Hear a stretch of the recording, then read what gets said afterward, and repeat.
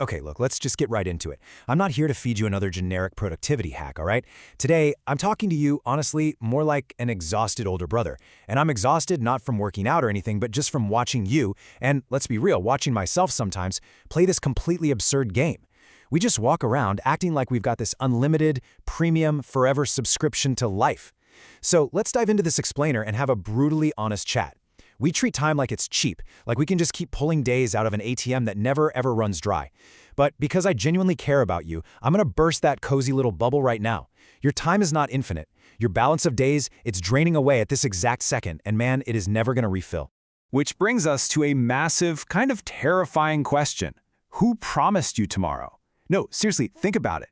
How many times have you boldly declared, oh, I'll start on Sunday. Sunday's the fresh start, right? Did someone mail you a signed, stamped guarantee that you're even going to wake up on Sunday? Storing your ambitions for a day nobody promised you, it isn't just procrastination. It's literally the peak of absurdity. Life can change in a fraction of a second. Everything you know could be flipped upside down before dinner. And yet we act like we're the absolute masters of the universe, just casually pushing our biggest dreams into a future that might not even exist. Section 1. The illusion of starting tomorrow. You know, our brains are absolute master illusionists. Think about how totally relative time is. 2 minutes scrolling on your phone, watching a video, eating a slice of pizza, it passes in a literal blink. You don't even process it. But 2 minutes sweating it out on a treadmill, oh my gosh, that feels like 4 consecutive years of psychological torture. We put off the hard work because, naturally, we associate time with pain. And we just naively convince ourselves that tomorrow me is suddenly going to wake up with this deep, passionate love for the treadmill. Well, spoiler alert, tomorrow me is just as lazy as today me. Delaying the work doesn't make the work any easier. It literally just makes the guilt heavier.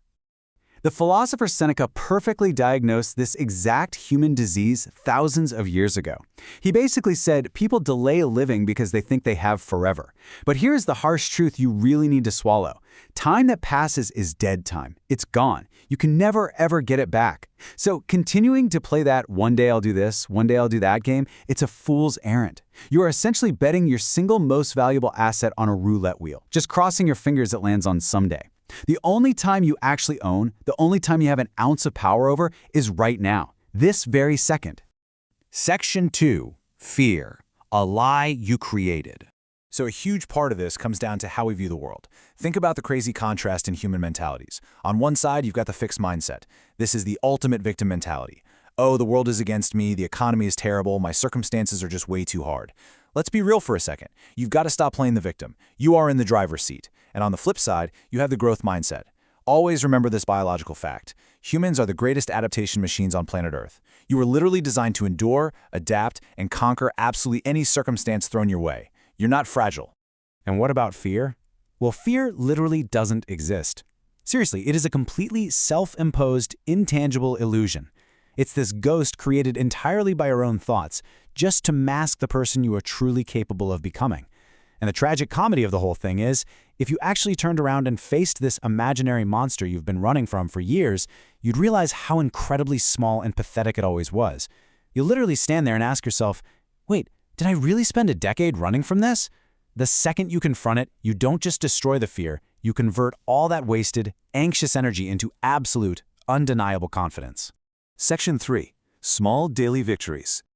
Okay, I need you to forget those cinematic movie montages. You know the ones where the hero achieves massive success overnight with this epic, inspirational soundtrack blasting in the background?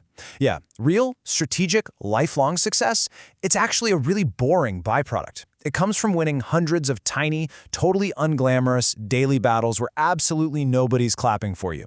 It's waking up early when the bed is just so warm and comfortable. It's sitting down to do the work when you're exhausted and your motivation is sitting at absolute zero. You just stack those tiny, quiet wins, day after day, week after week, and eventually the giant victory just builds itself without you even noticing. But look, what happens when you fail along the way? Because falling hurts, there's no denying that. But we need to completely change our definition of failure, especially when we look at it through the lens of faith and tawakkul, that ultimate reliance on God. See, failure isn't your end.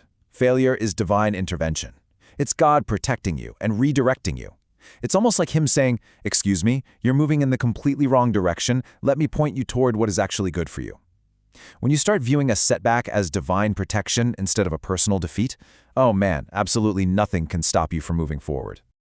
Section 4. The Tax of Success and Loneliness.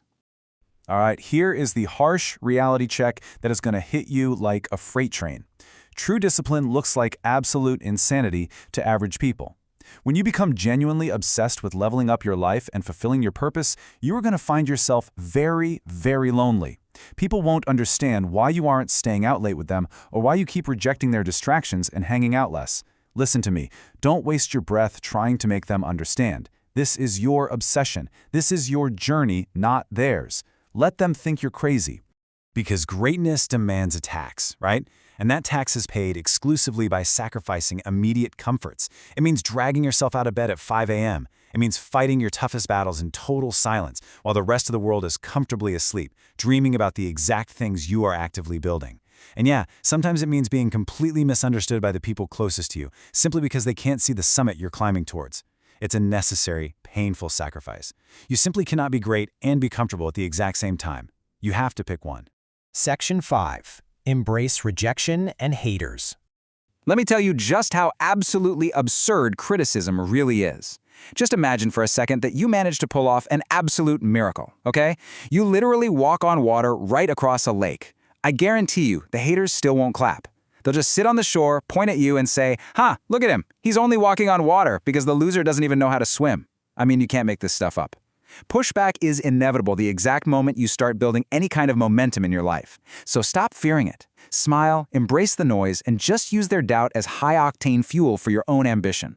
And when you're dealing with all that rejection, there is really only one number that actually matters. The number 1. The world might slam 1,000,000 doors right in your face. You might hear the word no 1,000,000 times from investors, bosses, friends, or absolute strangers. But you are always, always just one single yes away from your massive breakthrough.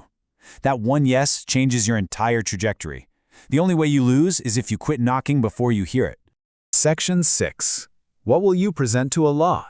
In the middle of all these worldly pressures, the rejections, and those exhausting daily battles we talked about, you will absolutely burn out if you only rely on your own limited battery. You've got to plug into the ultimate source. You have to align your life's energy with the divine purpose God created you for. When you genuinely connect with your Creator and place your ultimate trust in Him, you unlock this inner peace that literally cannot be shaken by anything. Even in the absolute fiercest storms, you stand firm because you know, with absolute certainty, you are not sent to this earth empty-handed. If you are in pain right now, or if you feel completely stuck, stagnant, and just frustrated, let this sink in. What you are going through right now is just one single chapter in your book. The pain, the delays, the grief, it's all just divine processing. God is actively preparing you, building your resilience for the next stage of your life. Every brilliant story requires tension, right? Do not let one difficult, painful chapter convince you to permanently close the entire book before you even get to see how it ends. Because the ultimate goal of all this struggle isn't just so you can succeed, build a massive bank account, and go buy a flashy sports car. No. It's so much bigger than that. It is about living a life of service. It's about taking the deep wounds you've survived and turning them into wisdom that lights the way for the next generation. If you hoard the unique gifts God gave you and you hide them away just because you're scared of failing or being judged, you literally become a generational thief. You are stealing the blessings that others were meant to receive through you. And that brings us to the final, ultimate reality check. At the very end of this journey, when you stand before your Creator, you are going to be asked one incredibly direct question. How did you use the talents and gifts I gave you to bless others? So, what is your answer going to be? Are you going to say you buried them because you were afraid of what people might say, or because you just preferred the comfort of your warm bed? Let your answer to that question dictate every single action you take from this second forward. Tomorrow is an illusion. Start right now. Thanks so much for joining me on this explainer, and I'll catch you in the next one.